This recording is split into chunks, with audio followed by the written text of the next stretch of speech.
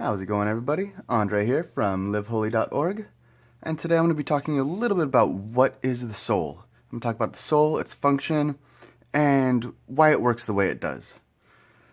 So first off, we have my little tug-of-war rope. I hope that you can tell that that's what that is. And on either side we have both the flesh and the spirit. Now, in the book of Genesis, we see that it says, God formed man from the dust of the ground, and he breathed into his nostrils the breath of life, and the man became a living soul. So what we have here is we have the spirit, which comes from God, and he forms our flesh, which is natural in nature. And once we have both of them put together, we become a soul. Now the soul is the seat of our personality. It's where we get our will from. It's where we get our ability to choose. It's what makes us who we are. Now, when man sinned, see my apple? Pretty stylish, right? When man sinned, our flesh became corrupted and our soul got disconnected from God. Now, because we all come from Adam, we all received a corrupted flesh.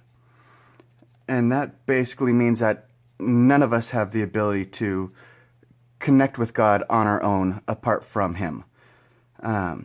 That's why we see in all the false religions of the world, we see things like astrology, we see things like tarot card reading, we see things like ancestor worship, we see nature worship. All the false religions, they seek to worship things of the natural world. So when we're disconnected from God, we seek to worship things that are natural. In other words, things that the flesh understands, things that gratify the flesh, because we're disconnected from our actual source, God. In the spiritual realm, we have to worship something. We have to put our faith and our hope and our trust in something. Our spirit is still there. It's just dead and corrupted in its disconnected state. And so it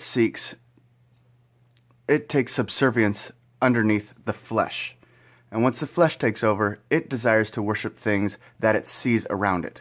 And that's why we desire to worship things in the natural realm. Once we are redeemed, our soul is then brought back, our spirit is then brought back to life. And it's plugged back into God. And it's at that point that we're able to truly worship God in spirit and in truth, as we are called to. And it's at that point where we're able to do Bible things in Bible ways.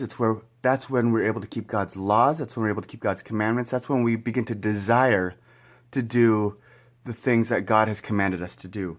Up until that point, we can see them and we can know that they are good, just like Paul says in Romans 7. We can see them and we can know that they are good, but we are unable to keep them.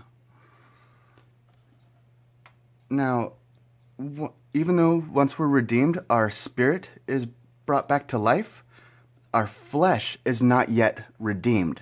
And so that's why we have to do things, that's why we are told time and again to put our flesh, or when we're dealing with our flesh, to put it to death. We don't get a renewed body yet.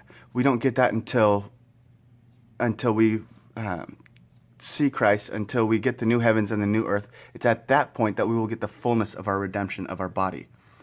This is why things like fasting are so important. And things like prayer, different things that put the flesh into subservience of the spirit.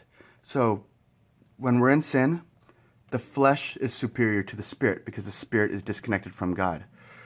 Once we're redeemed, it's our responsibility with our soul to choose to follow the spirit's leadings instead of the flesh's.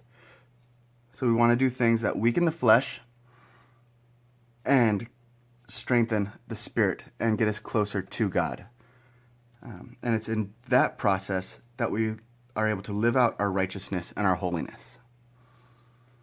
Hope that clears up some things for you. And if you enjoyed what you saw, go ahead and subscribe to our channel. I'm going to be posting quite a few more videos in the upcoming weeks on everything from theology to moving in the supernatural and, of course, living holy. Thanks a lot. I'll talk to you soon.